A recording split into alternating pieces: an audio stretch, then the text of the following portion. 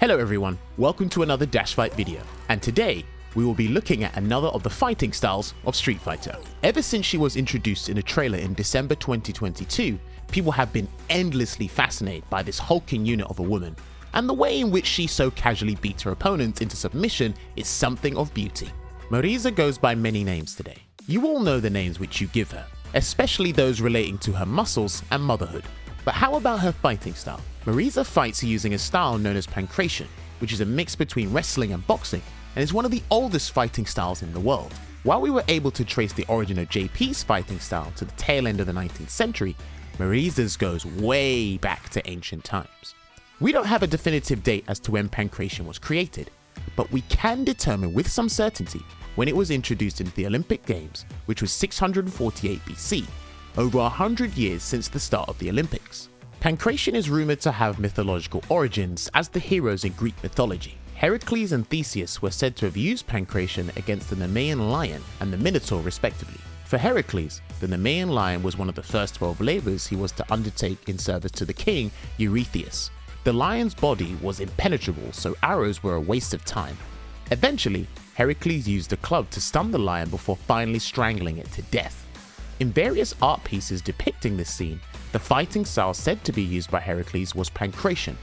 It does seem that there is a relationship between this idea and Marisa, who happens to have a pet lion named Lucius, who she spars with regularly. Similarly, Theseus slew the Minotaur, who was a monster that was half man, half bull. The more boring origin of Pankration, according to scholars, is that the fighting style arose in the 7th century BC Greek society, and was propped up to fill the violent fighting for sport niche that existed in society at the time. Pankration, as defined by Marisa, is all of power, and is a sport that requires the practitioner to use all of their might in the fight against their opponent. It was further developed by Greek soldiers who used it in battle. Back in the day, soldiers weren't always equipped with sleek weapons, and wars were fought with crude tools which the Greek soldiers had to provide by himself. This meant that many people who couldn't afford weapons used their bare hands. The Greeks were a powerful army, and it is believed that Pankration was one of the styles used on the battlefield when a combatant lost their weapon. It was most popularly used in the Battle of Thermopylae by the Spartans, who used their hands and teeth to battle their opponents after they lost their weapons. This battle was made quite popular in the movie 300 starring Gerard Butler. While aspects of the story were embellished for the sake of the audience, a lot of what happened is historically true, and it is believed that Pankration was quite useful in that battle. It is even rumoured that Pankration was used by Alexander the Great's army in their relentless conquest of much of today's Europe and Asia, and it is even said in some quarters that Pankration spread to India and from there to China, and is, therefore, the father of many Asian martial arts like judo, karate, and jiu-jitsu. As a competition, Pankration was highly regarded in ancient society, and the winner was greatly honoured after their win. Tournaments usually started with a ritual, and then we had a single elimination bracket in which a fighter went through opponent after opponent until he was the last man standing. There were no weight classes, and it wasn't until much later that we got another division for boys. Each match had a referee who was armed with a rod to enforce the rules. Speaking of rules, there were only two: no biting or eye gouging. So yes, Luis Suarez would have been disqualified. However, in Sparta, even these two rules were disposed of, making Pankration over there a fight to the death. Yes, people would die during bouts, as the only way a match ended was by submission or death. There were a few circumstances in which a referee could end the match, but they typically stayed away and let the combatants choose how to end the fight. To submit, the loser would raise an index finger. However, most people would rather die than surrender, so death was not an uncommon occurrence. Perhaps the most popular story involving the death of an athlete was that of Arikian, who was unwilling to submit even when his opponent had him in a chokehold. Desperate, he broke his opponent's finger, ankle, or leg, depending on which account you choose to believe, and in blinding pain, the opponent submitted, and the now dead Arikian was declared the winner of the bout. Even in death, Arikian was honoured. For winners, they usually got some sort of token. It was sometimes a wreath made from an olive tree or some other tree that was considered sacred.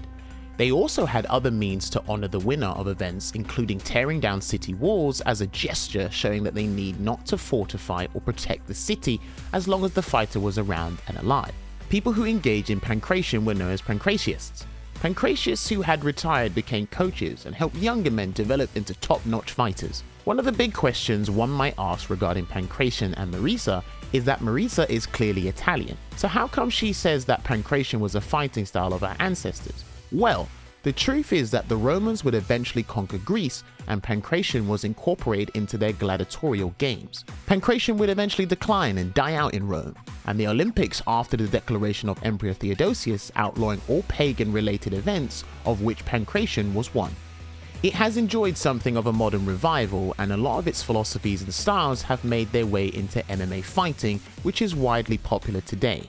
Jim Arvanitis, widely said to be the first mixed martial artist, in 1969 tried to bring Pankration back with some success.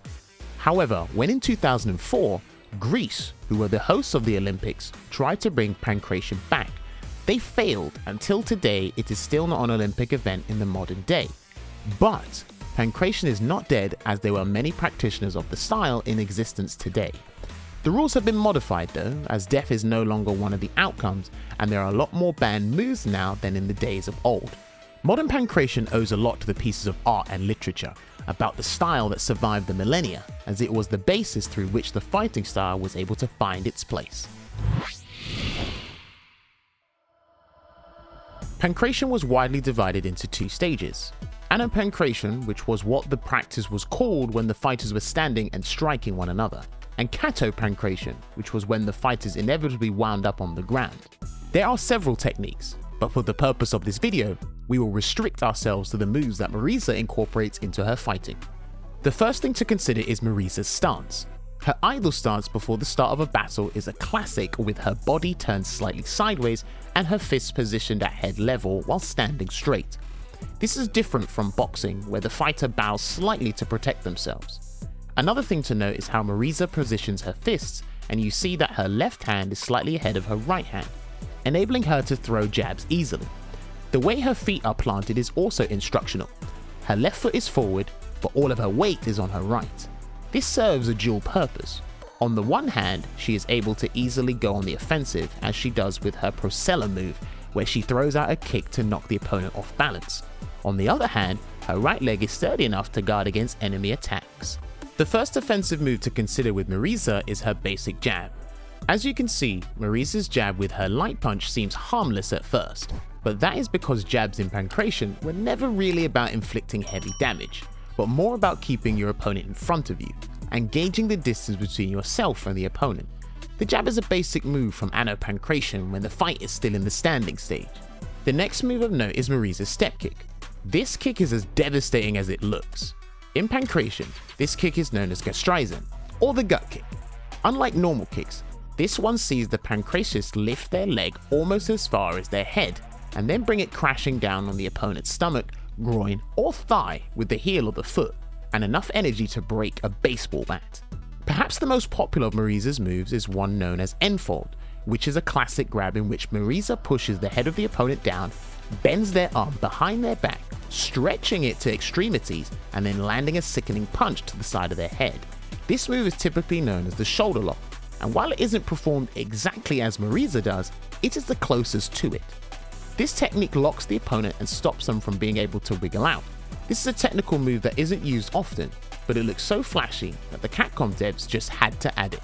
Both Marisa's forward and back throws are also accurate within Pankration. With the forward throw, Marisa is employing a move known as the double leg takedown before landing her blow. The back throw is also a throw technique in Pankration, where the Pankratist lifts their opponent and throws them. In the game, Marisa is a brash fighter who seeks the fight in any way and with anyone. This is consistent with ancient Pankration, which had no weight classes, meaning that anyone could be paired against any weight class, because fighters were allowed to use their body in any way they desired. It didn't always matter how big you were.